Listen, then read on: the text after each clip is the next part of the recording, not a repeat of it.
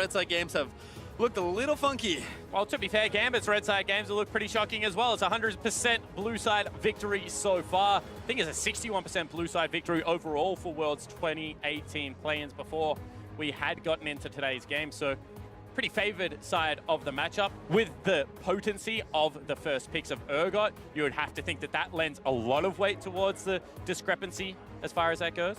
Well, no Urgot this time around. Gambit again. Aatrox plus Urgot banned away. Tahm-Kench and Nivea for Cloud9. And do they respect Diamond's pick? Do they take something like the Taliyah here as a ban? Or do they even take it first pick themselves?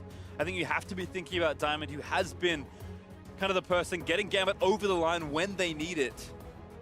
So I'm very curious to see what Cloud9 are thinking in this draft with this final ban. He's going to be the Varus. They take it away from Logic. Yeah, and I think they have to. I mean, when you have a look at how well Logic has played the laning phases when he was able to pick up the Varus, that makes a lot of sense. And Taliyah getting taken off the board shakes up the path that Svenskeren is going to have to take if they are planning once again to camp top side of the map. Red side should technically suit Gambit. I think that they just have to prioritize PvP Stayhos as counter pick, however, Pastry. I've been saying it for like a lot of this series. Kira does have some control mages that you can play blind. Stayhos, however, when he's been put in the counter picks, has struggled. I think the expected pick here, though, for Cloud9, Sneaky will go back to Kai'Sa for game 5 here. I do wonder if Gambit have something prepared here, or maybe just go back to kind of the Lucian Brawl that we've seen for them already. Alistar also left up.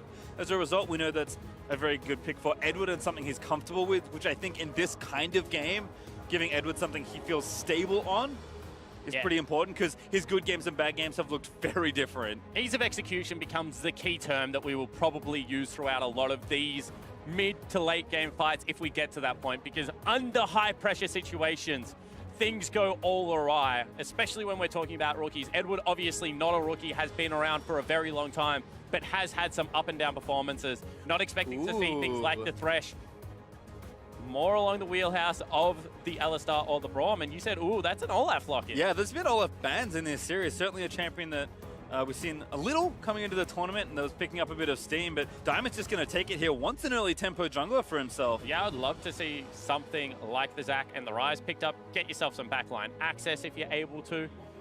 And I think that, you know, even though that's not the case, that is exactly what Cloud9 are going to look for in their own right. Jensen's Ryze has looked very good this Worlds. However, I think that if it gets dropped into the second priority, you do run the risk of, you know, either counter picks or something like the Galio once again coming across and being able to shut down some of the early game aggression. Is Alistar as well, so Cloud9 giving comfort to their bot lane here, and Kai'Sa Alistar has been a mainstay of the tournament so far. Looks like Jensen is also going to be gifted an early pick here in this draft, and will get that Ryze again. And now you get the best situation if you are Gambit Esports. You have the potential to take support here, which potentially they have done because Gragas is that flex, can also go top lane. And now you can double counter pick, you know? They might take away some of Ryze's better matchups, you know, maybe expect a Galio, Cassiopeia ban coming across in case that is what wants to happen. But at the same time, you get to target another couple of picks towards Licorice. You can maybe take away the Singed. And you have flexibility to be able to play around this draft now if you Gambit. There is a Singed band away. Very curious to see what Gambit want to do with this Gragas, because I think Cloud9 will likely think of something like Ornn for Licorice. We've seen it time and time again. I don't think you give them Ornn in this composition. I think this next ban goes towards Ornn. That's what we've seen from Gambit for the majority of this series. I agree with you that Ornn would fit this composition very nicely, especially given the fact that, you know, Sven still does have damaged jungles available. Something like a Kindred, something like a Graves could become up and available to try and match tempo with Diamond Procs as Olaf. But if Gambit let it through now, I expect it to be picked right after this ban. And that's part of it, right? Is because if Gragas is going top, do Cloud9 think we can get away with not banning it? I don't think so. I think that they would have the read that potentially Edward would be playing that one. We've already seen support Gragas once at the World's Play-In stage. I think they know that that is a possibility. Do they run the risk of, you know, potentially trying to counterpick an Ornn in the top lane without Urgot, without Darius available? That becomes more difficult, and that's what they're doing. Poppy banned. So we'll see what Gambit do take here for themselves. Very tense first pick out of this phase. You can see a little bit of confusion potentially as they're looking at what the pick could be. I still expect this to be the Ornn pickup. Yep. And there it is for Gambit. So will be support Gragas most likely, unless Kira has gone really fancies himself. Extremely far off the deep end. And now what do they have? Do they go back towards something like Lissandra top lane that we've seen out of Licorice, which would suit kind of the team fight flavor of this, would create some big spaces, short range AD carry. That makes a lot of sense to me, so that would potentially be my pickup. And that's what I was going to say. I think the big thing here is get a jungler that farms at a high rate. Because Olaf's weakness is that he falls off a cliff towards the latter stages of the game. Kai'Sa will shred Olaf as this game progresses. So if you're able to have another threat, you know, something that can split up from the Kai'Sa and kind of increase the difficulty of this composition from the side of Gambit, it will certainly go a long way to winning Cloud9 the game. And looks like Licorice will be just taking a sturdy tank into the top side of the map here. They can still play 1-3-1 with the Shannon split, push things out. Decent matchup into the tanks in general, and with Singe banned away, Licorice will just take something nice and stable. I think Cloud9 have kind of done what we expected here in this game and just drafted very solid for themselves. Malzahar would be interesting. Doesn't have the best lane matchup. Lissandra, we've already seen fail once in the mid lane. It was Triple that picked it up for the Direwolves. And there is Malzahar.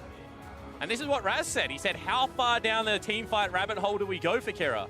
We already saw the Anivia. Now all of a sudden that's getting respect bans. Malzahar sacrifices a lot of lane pressure to be a good team fighter. One of the best. AoE silence, very annoying to deal with in a late game team fight. Lockdown means that they're all going to have to pay the QSX tax. And if you were going to say which comp is easier to fight with, you would probably have to go with Gambit. But in saying that, 1-3-1 pressure, the ability to withhold that mid lane 3 unit has been there at time for Cloud9. Raz didn't like the communication between Svenskeren and the two, thought that when he left, they stepped up too far. I agree. But I mean, once again, these are quick adaptations that you're expecting the most veteran members of Sven, of Sneaky, to be able to make between games. Let's talk about the jungles again, because it's been 4 years since he's got three or 4 years since they faced the last time Sven and Diamond faced off. So as a reminder, Svenskeren's all-time record versus Diamond is not good. If there's ever a time to put a win in the column, it's this game. Yeah, absolutely it is, but you're doing it with so much pressure on your shoulders. You haven't been the primary jungle for Cloud9. You've been splitting time with Blabber, now at the world play-in stage at knockout point. Cloud9 turn to the veteran. It's currently 1-1 pastry. Can he get the next W? Well, we'll see. You can see the foreground of the shot there. That's Gambit's sub. Looking understandably nervous. We've got all of the players from both these teams watching on, and for Repeat, he'll sit back in his chair. His work is done for this series. Win or lose. Incredible that this stage of the play-in has already delivered a 5-game banger of a series spawn. 6 teleports pastry. Everyone picks up the globals. They know this game is going to be map pressure versus the ability to kick off team fights. And neither team wants to be in a numbers mismatch when that happens. 30 seconds until minions spawn. Quickly checking for spellbooks as well, just to make sure I'm not missing a TP. This is so cute. He's going to walk right behind the Alistair as he shows. Edward wrapping around. Gambit had something special prepared. They can still get in here. Zazel sees no one just yet. This is a great read from Zazel. We'll now just spot out Edward. Maybe going to have to flash. Does Pulverize going to walk out of there? How much do they commit? Sneaky over the wall, getting damage down onto Edward, and that is enough to actually cut Zazel out safely without using a cooldown. As you mentioned, no cooldown users. Aftershock comes in massive for the lineup. However, still potentially going to burn a potion before he gets the lane, as it is ticking right now. And they know where Svenskeren is starting. So that is a great start of Summoner's Rift if you are a Gambit fan. You can see Diamond on the other side of the map. Also it is Red, but pathing down perhaps towards his bot lane. Svenskeren does pick up Red pretty swiftly. Now going to move onto that Raptor camp. Edward again just hanging out. As well. So experience advantage going to be there for the Gambit lineup. As soon as he gets the E in this matchup, Logic will go incredibly aggressive. I think he actually has W level 1. Yeah, it has W level 1. Ooh, double belly bot. Edward is getting some harass down. Level 2 is coming up soon, Spawn. I Certainly see Ignites in his supports. Edward taking some damage, but again, stepping forward, they know it's a few creeps away. Yeah, it's going to be at least 2 more in that matchup, and you can see Kira right now doing a good job of just sustaining in this lane, and really, that's going to be the name of the game. Do not lose as hard as you did in game number 1, game number 2 against Jensen. Jensen's performances has slowly, honestly, degraded as this best of 5 has gone on. Needs to look to retain the form from earlier in the series. The Cassidy matchup just didn't seem to suit him. With the way he's been playing today, with how well he has kind of been able to win out the laning phase, putting him on something that was always going to have to go late was a risk, and it didn't work out. Diamond straight under the Infernal, though, at level 3. Ultra aggressive jungle pathing here. Certainly is. He's going to go very low, but that only speeds up the take of what will be the early Infernal Dragon. Interested to see if he has to call someone over here, because he doesn't have all that much mana pastry, and he also doesn't have a smite charge. It's coming up back available, so he will have it there. Should be fine. Kind of worked it all out. Diamond with a very sneaky path, and there is the Infernal. Cloud9 get the bad news. And I mean, that's really well played, because you can see they've already cheated Kira into Fog of War. Done a fantastic job of being able to pick up the first objective of this game number 5. And as this is going to be a game that comes all down to the fight, there probably is no better dragon to start stacking up at this point of the game. I think especially when you expect it to go somewhat late, given that teams will be playing pretty carefully. Diamond, very creative pathing. Before camp, I didn't expect. As Sven's looking here in mid, chance to flash Kira, such respect.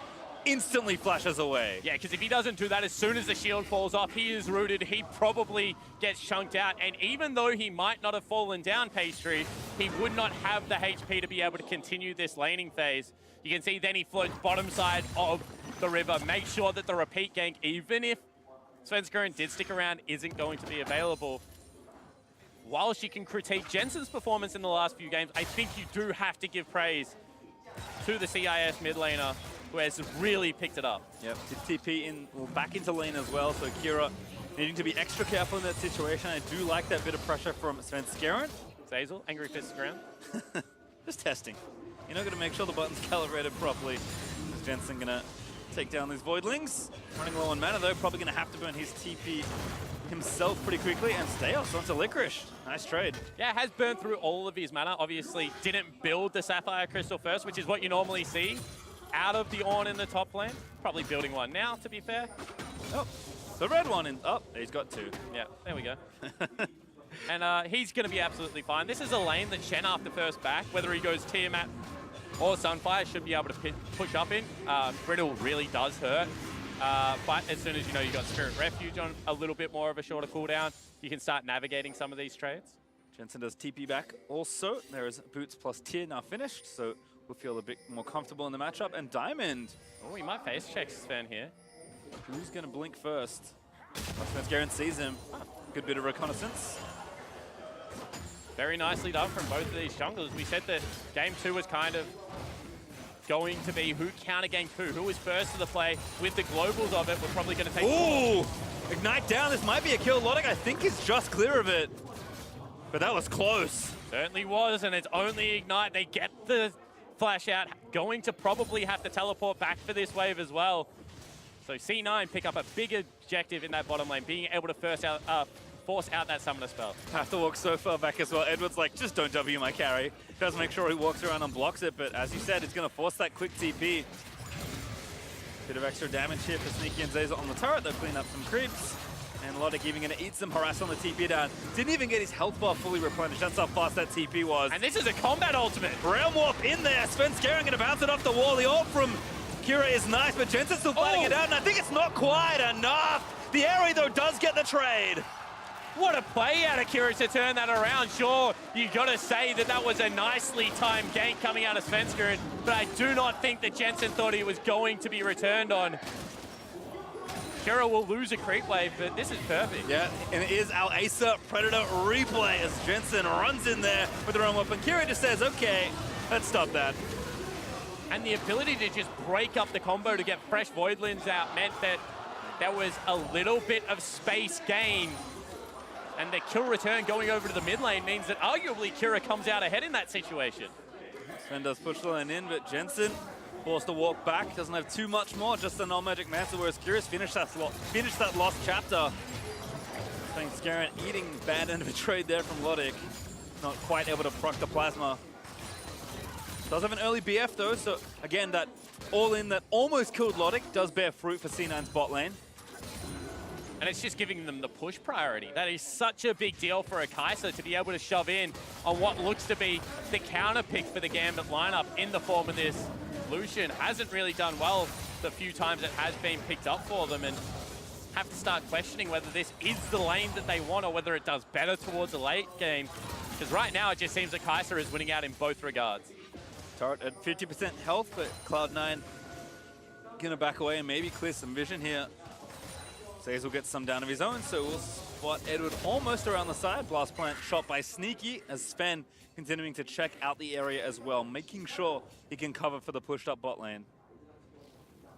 And I think Diamond has to get a little bit more busy on the map pastry. There are points where Kiros is going to be able to shove out, look for a window, potentially look for a gank, but really without Diamond. Oh, Edward goes in, that's in big trouble. Yeah, it does have his flash, but didn't quite connect it. That's gonna be a stun. Sneaky about to finish it off, but he can't quite get it. The killer instinct though, he's gonna get it, and Cloud9 starting to win the bot lane a little harder than Gambit would like. And the do-si-do again, Sneaky just bypasses the two carries, takes out the support, and we already mentioned we think this is going towards team fights. Well, Sneaky has been the king of them so far at play-ins. And Jensen also exerting will here, but there's the Voidling. Jensen with a quick QSS. Able to continue the all-in, but the Voidling block means his Qs won't quite connect. Now a TB committed as we're back down to the bot side, and Zeyzal finds the dive. Here's the Shed riding in as well. Cloud9 looking to take it all, but Steos with the knockup does find Licorice. Sneaky, he's trying to finish off the turret in the meantime, and Licorice will dash over the wall to safety. And whilst they save the turret, it is on no HP, and they also expend the teleport. Stayhos without ultimate cannot continue this fight.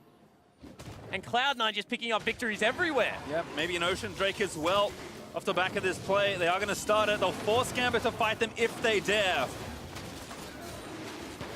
I don't know if they want this, but looks like they're trying. I mean, they have to go for it. They cannot allow this gold lead to continue. This is the best opportunity they're going to have. Steos again finds the knockup, but it is Sneaky that he gets as Zeyzal goes back in onto Kira, who explodes to the Kai'Sa. It's continuing to chain together kills. Sven, he smites the Drake and takes it down. They're trying to chase. Licorice gets damage boosted to safety by the ult of Edward, and Jensen with no mana just walks out scot-free. And one more time, it is just Gambit not on the same page.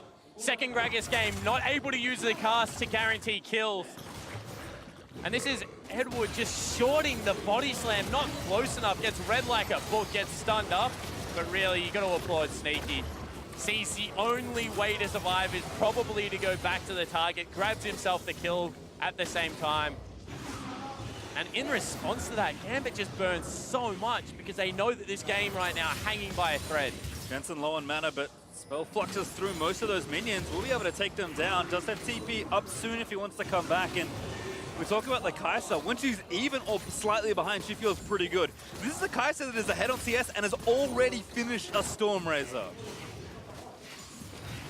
And Sneaky before this series had not died pre-15 minutes. Kara on the other hand. Zeyzal forcing a flash. Ulti though.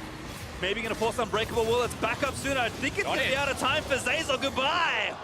Diamond with the final axe. Really nicely done from Kira there. Able to once again flash the headbutt pole combo. We saw it in game number 2. This game no different. Turns the gank. Buys some respite. Tower goes down in bot side. Held my breath there because I thought Lodik was about to get all in. But Sneaky does take the turret, continuing to mount a massive individual gold lead in this game. Mr. Reliable for Cloud9 for so long. They have 18 CS in the top lane, and then the rest of the gold lead belongs to Sneaky right now. Really has done a great job on this late game carry during the earlier phases. You know, got to take your hats off to Zeyzal as well, who's always been there on the Alistar, but Sneaky now in a position where wherever he rotates around the map, it's going to be very difficult to match. Riptail there over to Cloud9 as well, but I think you're right, Zeyzal does deserve some credit. For a rookie, he has not shied away from making plays on the stage. Has he made some mistakes? Absolutely. Absolutely. But pretty unafraid to try things when he knows they'll work, and learning at a pretty rapid pace on a big, massive stage this early on in his career is promising for a team that is just trying to push themselves to another main event group stage. And one more time, it looks like they want the play. Oh, what a taunt! There's Edward gonna get KI'd on, and Sneaky able to get the kill. Diamond here, but Jensen already roaming up as Sven's made his way here as well. And you can see that Gambit are very concerned. They know that they have the team fighting comp, that they have to be able to get to the mid stage of the game, but they just cannot match waves right now. Their only tools in a fight. And every single time they go for it, C9 beat them to the punch. And that's Sneaky collecting kill after kill. 75% of the total kills that C9 have belong to Sneaky. As Jensen gonna try and force Kira away. Voidling's up. Moves forward into the silence, just barely clips him. Jensen QSS. He's gonna all in here onto Kira, still moving the minions through. Damage is good. Jensen, he's going all the way under. He doesn't have a stopwatch. He really wanted the all in. He is forced to flush away, however. In the end, he has to burn the summoner spells. Maybe a little bit too aggressive. Kira didn't have mana. Would have been some pressure on the mid lane turret. Jensen still making some questionable decisions. However, this one doesn't cost him his life. And as this game progresses, Gambit have just forced maybe a little bit too much. They haven't had information when they make the play. Look at how dark the map is topside as Edward just walked through without anyone on his team. You understand what the thought process is. You know, we need to get into team fight situations, but the first step is always obtain vision and not to force that hard. And again, have to keep pointing to the night and day performances of Edward here. When he's looked good, he's looked great. When he's looked bad, that's unfortunately the kind of replays we've been looking at. Cloud9 continue to apply pressure, 3,000 gold ahead, forcing the TP from Lodik. Sneaky is rapidly approaching a sub 20-minute Ginsu's Rageblade, which is terrifying on the Gambit side. Will eventually have to stop for a QSS, which will give some respite, but still obviously a very nice item to have against the Malzahar. But the big thing here for Sneaky is just that how well he has demonstrated he can perform when he gets the items behind him. When he has been challenged in the laning phase by Lodik, Lodik has looked very good, but that was primarily on the Varus pastry. This time around on the Lucian again, Sneaky does not seem bothered by this pick at all. You can see Gambit grouping three up the top here, but Sven already behind, covering for his laners once again. He's done a really good job at being in the right place at the right time this go-round. Just Diamond, who has unfortunately been unable to do too much in this early game.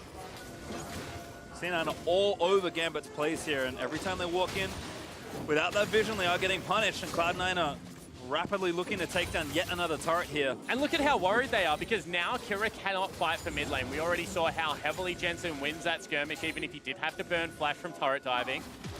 And you can see that every single time he's pushed in, he just walks into fog of war, topside of mid lane, and everyone has to leave. So Sneaky takes his second solo turret of the game with 3 kills with the CS advantage. Oh, Edward. He does cancel Svenskieren's Rift Totem. Jensen's still getting jumped on. The Realm Warp is there. He's not going to make it out, though. And the fuel's still coming. Diamond Flash Order gets the kill, but C9 still collapsing. Sneaky's in. Here's the ult from Stayhouse. But Licorice with a wonderful taunt. Actually not quite soon enough. As Kira getting low. But Licorice has now overstepped his bounds, and Kira actually comes up with a kill. Sneaky is going to try and turn back around as Zazel exits the fight. And this is what we said they needed. Get the team fights, Gambit. They're able to grab that one. 2 kills. Might turn it into the Infernal Dragon as well. Hesitation one more time, however, Pastry. Just jockeying between the 2 objectives. Unfortunate timing there for Gambit, but as you mentioned, maybe a little slow to Infernal. They're still there as Jensen, with the TP almost back and ready to go, could make something happen, but Gambit do secure that second Infernal for themselves. And still a 3,000 gold lead, still Cloud9 in firm control, but these Infernals will start to matter.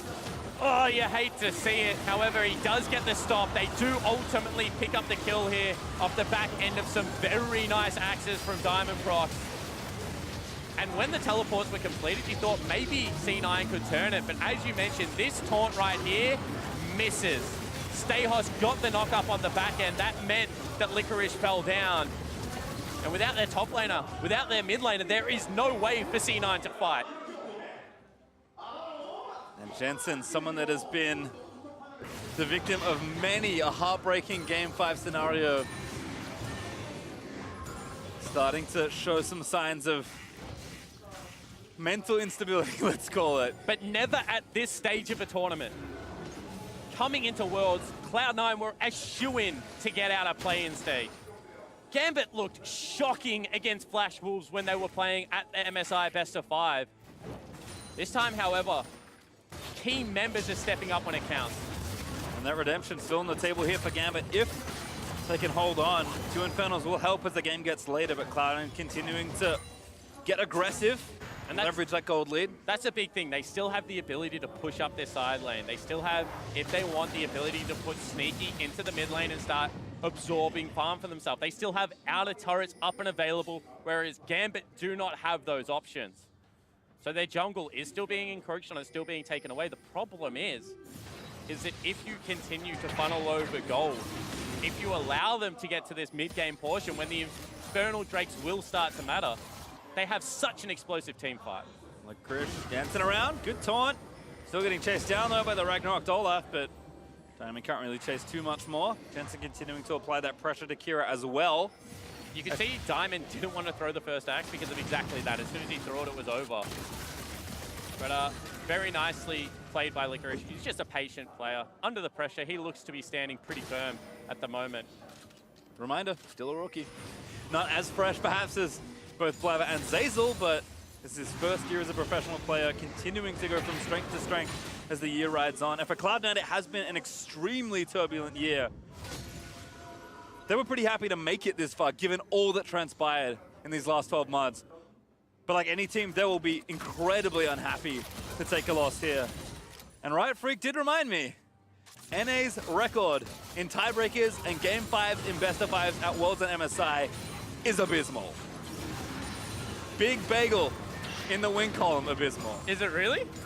That is not what you want to hear if you're a North American fan right now. Remember, Gambit have never lost to them either. Logic going forward, Pastry. Looking for it here, but Logic maybe a bit too aggressive. Ult from Sven. Zeyzal stopped by Edward. Sneaky again with 2 items done, but here's the Stanch United onto the Alistar. He's already popped Unbreakable Wheel, but Licorice will make sure the support gets out safely. RC9 too far forward for this turret. Looks like they are going very far up the lane for it. You can see already the rotation coming out of Stayhos did not have the teleport to join. Licorice's is about to become available off cooldown, but they get out, no harm, no foul. And still, C9 pushing up in the lanes have the advantage gold-wise. But Gambit just looking to turn some of these aggressive plays. Won't take much to make this game feel a lot more even. In fact, Gambit even with some initiative here in mid lane and be able to take the outer turret. Ooh, actually, that's going to be a Rise ulti coming in just to try and dissuade them. It's just a prank. But I was going to say, this is the ultimate for the Gambit lineup. If they can open up the map, if they even trade turrets from this point and just make Summoner's Rift as big as possible and start being able to force around objectives, that is the key. You don't want to give Cloud9 the ability to retreat to a tier 1 turret. They will still be meaningful at this stage, you know. Once Stayhos gets his 3rd item, maybe not so much. Horn will just hang it forever. Collapsed it from Gambit. They found one. They're going to get the chain CC and they take down Zeyzal with no ulti. Sneaky though, still staying alive. Needs to keep cutting around as the tank are trying to chase him. Diamond a little too far forward, but Jensen almost dead as a result. Sven with the ulti does get it, but Stayhos able to solo Sneaky on the right-hand side of the fight. That's what Gambit need. Certainly is, and can they go towards Baron? Svenskeren is still available, but the bottom lane is dead. Does not look to be the case. When you have things like Malzahar up and available, you can always force early on it in the game. But Jensen on the back end of that team fight, just hiding out, pumping out so much damage. Svenskeren shoots that crab, just barely. Flash torn from Licorice. In onto Edward, he's got the Titanic going. Needs a few more autos. Sword pull not there. Flash forward from Sven, he wants it. Smoke screen is enough. Red Smite OP, able to pick it up on the back end of that. Looked like Edward was going to be able to survive. One more passive proc would have done it. The Cloud9 turn the fight back in their favor now. Look to pressure mid lane turret. This game has been an absolute seesaw of emotion. It's starting to descend into madness, Spawn. As Cloud9, they want the outer turret here in mid, but 2 items on the Malzahar will shut that down in an instant. And now another Drake coming back up in 25 seconds. Baron very much at the forefront of both these teams. This is just an aggressive start to the play. A flash forward into the ultimate onto the support. You can see Sneaky took so much damage on the back end of it, and Jensen is able to turn around. That damage there was crucial onto Diamond. It turned the team fight back in their favor. Big shutdown coming across as well for Sven, and they start up Baron off the back end of the fight. Gambit know this is happening. I don't think they can stick around. Cloud9 just forcing them to the area. They get their wish. But a very aggressive If you're C9, do you really want to force this team comp to the area? Sure, they've just used some crucial flashes, but you're still going up against the team fight presence of a Malzahar, of an Ornn. At this stage of the game, you know, Olaf as well as Lucian, they're completely fine. And if they are able to isolate Sneaky again, who is so much of this gold lead, Gambit look fine. And Gambit calmly walk to Baron, bop over to the right-hand side, take the Ocean Drake for themselves. That's now 3 Drakes to 1. And 2 of those for Gambit are Infernals. And I'm very surprised that Cloud9 hasn't stuck in this setup of the map for longer. Because they've got Shen just passively catching a wave, obviously can teleport away with the Stand United, going to end a lot of combat stats. And at this stage of the game, if you're the Ornn, the last place you want to be matched up against is a mobile mage. Because he just clears waves better than you, he's going to be able to pressure you. And I think that if Cloud9 can guarantee these lane assignments for a little bit longer, this is when they start being able to have pressure. And there's not all that much engaged with Edward's splashdown in the 3. They're really relying on a rotation. You really need this turret, though, to kind of complete that picture. And Gambit are being incredibly stubborn and protecting it, and rightly so. So for how big the map seems for Cloud9 with their 2 side lane threats, Gambit just protecting this potent part of the map with their lives. Flank coming in here. Steos gonna face check, dashes out of the way. Oh, Stazel's in there. Just zips right in to start the fight off. Sneaky now, going in with the killer instinct. He's riding Licorice in. What a delivery from Cloud9. And you can see how the team fights are supposed to work. A big flank, a great engage, and now it's a 3v5. Around Baron as well. C9 says, stuff the mid turret. We're going back to Baron. Licorice over the top. C9 will force them into the pit. And eyes on Zazel, has the splash. Hex Flash, what a play! Finds one Diamond! It's the target they want, they get him down. They'll get Kira as well. The rookie comes up massive for Cloud9! And finally they're able to get the flanks they're looking for. Cloud9 turn the game on its head. They're gonna grab themselves the Baron, and they're going to pick up a 7,000 gold lead. And NA, if any of you are awake at this ungodly hour, reminder, it is not over yet, but this is how the wins that Cloud9 picked up have looked. Solid mid-game advantages, winning those crucial team fights, taking the Baron, and just running away with the game. And back-to-back massive plays from the rookie. Does so much of the shot calling. He says, I'm going, gets onto the 2 tanky members. But remember, at this stage, Sneaky is so better. The ability to deliver the Shen is even better. I mean, the first one was impressive enough, but then the ability, the heads-up play to know you have Hex Flash available, to come over the wall and get the jungler at this stage of the game, to guarantee the kill onto Kira as well. Secure your team, Baron. That is so impressive. And that play may be the one that wins C9 in the game as Jensen tries to roam Wolf over, but Diamond does flash out to safety. Still, C9 finally kicked down the mid lane out of turret and looking to take a lot more than that with this gold lead that is rapidly approaching 10K. And now it's panic stations for Gambit. They go in. Yep, they're looking for the play. They need to get a kill. Licorice pretty tanky, but he is getting burnt down. Needs a few more shots. The Spirit's Refuge may protect him. And now Sven Garen, Snipe slotting him to Zazel, makes yet another initiation play. He is getting low. He will fall down. And Gambit actually might be able to chase here. Don't know if they can overstay. Jensen still mid lane, knocking down turrets. Even though that looked okay for Gambit, it was a 5v4. Wondered where the missing member was. You are correct, it was Jensen. And Gambit know that they just need to back off and protect these inhibitor turrets more than anything. And because they got the 2 kills pastry time, they feel confident they can move back up. They're looking to crack the base. And Steos is not safe versus 3-item Kaiser. Even though one of them is a Banshee, he just has almost no stats right now. And they're just gonna bust down this turret, expose the inhibitor, look for Steos and try and get even more. That should secure this inhib. Logic is back alive, but it's too late to save the base. And now it's 12,000 gold. Now if you were Gambit, you are in a do-or-die situation, backs against the wall. As you mentioned, this is a 3-item Kaiser. And this is a desperation play. It looks good. They juggle him for nearly maximum CC. And he just wanders out. Then you're allowing Sneaky to free hit. You've already used all of your CC, unfortunately. And he just tears apart the entire team. Once again, this was all with Jensen just sitting mid lane, split pushing. No need to rotate to that play. Cloud9 now with that bottom pressure point well and truly opened up. Gonna move Jensen off to the other side lane. Look for him to get those top minions moving. Still 40 seconds left on Baron. Good amount of time to try and break another inhibitor turret here in mid lane. And we're only 27 minutes in, and Cloud9's comp was always going to come online. They were always going to be able to team fight. But Sneaky's level 16 nearly already versus the level 13 of his opponent. He's got himself a QSS as well. He is just so safe and already so strong. I just don't know now, if you're Gambit, how you navigate these team fights. Well, it's going to take a chain of miraculous CC to lock down these carries. Cloud9, they know they're just a few steps away from locking down this game. Diamond Fox is trying to find a flank, but Olaf at this point, it's so tough for Olaf to do anything. He melts like butter as he charges in towards the carries. Yeah, we said that it was going to eventually get tough. Well, it got tough a little bit earlier than expected. Kira doesn't even have a shield, and I think that if they don't go on this turret, it's going to be very difficult to come back. And no Baron, but his rock portal there from Licorice is actually applying pretty good stream of pressure to the outer turret in mid. C9 still juggling between mid and top, with the supers from bot finally hitting that Nexus turret. You can see there on the right-hand side. They gotta go now. They only grab Zeyzal.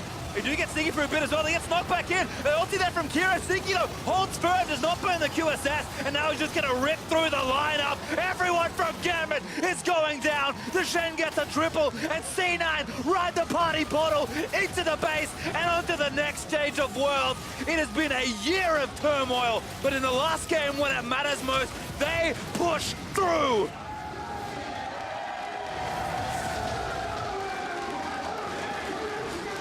And everyone from C9 should be very happy with that final game performance. Rookie and veteran alike rising to the occasion, punching their ticket for groups, but boy, was that a best of 5. Gambit did not make it easy. You can see Diamond understandably disappointed. A team that wanted to make it one step further. This game win would have been that step, but I think Gambit can still hold their heads high after the performance they've shown today. And to be fair, I think a Game 5 is also that next step. They got destroyed by Flash Wolves, who looked in form at MSI. C9, not necessarily the same here. Did look up and down even throughout the play-in stages, but people thought in a best of 5 with how prepared they would be by Reaper, this would be a fairly one-sided affair. It was not that, but still they pick up the win. All 6 members of Cloud9 will take a bow in front of the crowd. And now look onward. They're good. They can relax for a couple series and await the group stage. A victory that did not come easy, but Cloud9 do earn their spot back into the main groups of Worlds. And they showed some cool things. They showed the diversity in Licorice's champion pool, his ability to play, you know, not only the carry versus carry matchups in the Urgot versus the Aatrox, he also had a couple of a Shen game in there, had a Singe game as well to be able to show that variety. But I really think that, you know, it was around the mid lane and the bottom lane when Jensen looked okay, when Sneaky was able to scale up and get into these team fights untouched, and in that late game he exploded. That was when the game looked pretty smooth for the Cloud9 faithful, and I think that, you know, that is going to be more tough to secure as this tournament progresses. I mean, you assume that as you go on, the opponents only get harder, but it is nice to see Jensen just dominating lanes a little bit more. Not in every game, yep, but showing more of his old self where he just built up big CS leads is something nice to see. But that's all for us for now, Spawn. It's been a fun one, but we are going to throw it back to the analyst desk. Thank you very much, Pastry. C9 did it. Trial by fire for the rookies and the veterans, I should say. I don't think this is easy for anyone, but Cloud9 rises above and grabs that spot in group stage. We got to congratulate them because I think this was the most convincing game of the whole best of 5. They really all came together for this final, so important victory. I mean, I think it was the best played game in the entire series for both teams. I thought Gambit's draft was great. I thought C9's draft was great. And I think both of them played very well to those draft strengths. And multiple people were stepping up finally after what was a slow start for people in the series. And after the congratulations, I think you can probably be like, because it wasn't easy. And I think that's all the more where we have to credit both Gambit for putting up a fight, but also C9 for, making the game go their way when it was most important. That's the thing, because we often give them credit for creativity in their drafting, but this is a point where it actually just hurt them a lot. Yeah. So it got to the final game, worked out very well. You got the Kai'Sa once again. It went towards the bottom side of the map. Sneaky had a lead as you would expect it to, and you played through it. And that's all we really wanted to see out of C9. Let's take a look at some team fights that went in the favor of C9. And Mark, you were echoing this as well. In previous games, if the Kai'Sa is open, if the Ryze is open, just pick it. And I think you see when they pick it, what they can do. Yeah, I mean, this was my win condition of not wanting to do anything fancy, not just to hide information, but because C9 clearly have a style that works best for them. And when they stray away from it, they struggle. Sneaky on the Kai'Sa with supportive champions to make sure he can go and make the big plays and carry the game. But Zeyzal also had the best game he's had in play-ins, where we just wanted to see somebody on the squad out of the 10 players have a fantastic game because it's been a really down and dirty series. And I thought Zeyzal really stood out here as well. Yeah, I think Zeyzal stood out. I think Kira really stepped up and was able to find a lot of plays onto Jensen as well. And so it was kind of surprising that both teams, like pillars of what should be the strongest point, flipped in Game 5, where in Game 4 to an extent, where Kira started beating Jensen, but Sneaky started beating Lodic. Things evolved as the series went on, but at the end of the day, the MasterCard player of the game for Game 5 was Sneaky, almost poetic. He was one of the players that 5 years ago at IEM was also playing versus Moscow 5 and now Gambit. And he is a guy that through all the years has stood there as a carry, and I think that on its own is impressive. But the fact that he is again a strong point for the team here is, well, really good for C9 in these important moments. Calm, keen eye, and this is in a Game 5 too, where a lot of these players are starting to tilt or just lose focus. A good example would be Jensen as the series went on. But I thought that Sneaky really stayed firm a lot of the times. You saw in the play that just happened there. Got them an early game lead, what you didn't expect in a counter matchup. Wonderful. We didn't crown a player of the series, but I would like to know from you guys who would be eligible for that. I think it has to be Sneaky, and I don't think it's too close. You can maybe say Licorice would be the other guy. Jensen was too erratic. The jungler swapped out. Zeyzal was hit or miss a little bit. Sneaky did have his Draven games, which I didn't love. But that felt like branching out, and if people are just going to give him Kai'Sa, you can take Kai'Sa, and it feels like go 6, 1, and 5 at will. Yeah. I would echo the statement. Maybe give more props to Zeyzal, but I think it was just the bottom lane of C9 that came through. Yeah, and I think maybe this fact that it went all the way to 5 games now kind of prepped them in a way for going into a group stage. Now, I'd love to talk to you guys about how Cloud9 is going to look and what they need to work on and what we are expecting, but I believe the interview is ready in just a bit. So on the same vein, I'd like to say goodbye to Gambit and just say that for me, they came into today much better than I thought. And it was a bit up and down, of course, but they showed some strengths that I hadn't expected them to show. A lot of heart for the Gambit roster, a lot of heart, because a lot of the individual players were not up to par in Group D, but they really rallied behind. You see the group setups every single time before a game. They came out as a team. So big props to them coming into this best of 5. Yeah, I think NA fans and players came in almost arrogant and kind of looking past them, but Gambit really struck fear into everyone's heart. I mean, even in Game 5, when they started making those plays around mid lane, I think a lot of people really thought that they could have taken this series. It got difficult, and it took 5 games, but Cloud9 did qualify for groups. And to hear from one of the players crucial in doing so, let's send it over to Avli for an interview. Thanks, guys. I'm here with Cloud9's jungler Svenskeren. Congratulations on the match and moving on to the next stage. But I gotta say, full 5-game series versus Gambit, no one really expected that. Why was the series so close? I think Gambit performed pretty well in this series, and I think they had a lot of picks we weren't really prepared to play against. Like, I think the bot lane picks were really caught us off guard, and just the bot lane, when they had priority, they were able to really take over the game. And I think Diamondbox also played super well when he was on the Talia. So I think overall they're a pretty solid team, and I think we didn't really underestimate them, but yeah, it just took us long to grind out the series. And what do you think needs to be cleaned up moving on to the next stage? I mean, obviously, depending on what group we probably get Group B. It's going to be super hard for us, and I think we're just going to obviously try our best, and if we get smashed and whatever, if we are able to upset in the group, then it's just a bonus. So I think just going in with not really any expectations and just try our best. It's going to be the best for us. So I think coming into this game, both NA fans and the desk were a little worried that in an interview, Reaper basically announced that you'd be playing at least one game today. So how confident were you guys coming into the matchup that you were comfortable with sharing that information? I mean, me and Blabber has been splitting scrims the whole boot camp, and he got to play the playing games, which I think was pretty good for him to get some more experience. And starting in the series was also good for him just to get more experience. And I think I was comfortable going on stage as long as, like, whenever my team needed me. So as long as my team needs me to step up, then I'll just be playing as solid as I can and not really like let the team down. So I don't think there's really an advantage in them knowing I'll be playing. So I don't think it was weird of him to state that. So then has there been any discussion on splitting more series in the future? I mean, obviously Reaper is going to decide who plays, depends on our play style and the enemy's team play style, whatever is going to be better for the series. So I don't think we can say now whoever's going to start. Well, fingers crossed for that Group A or Group B. Svenskeren, congratulations again on the win. And that's it from us here, but stick around because after the break, we're going to see DFM take on EDG.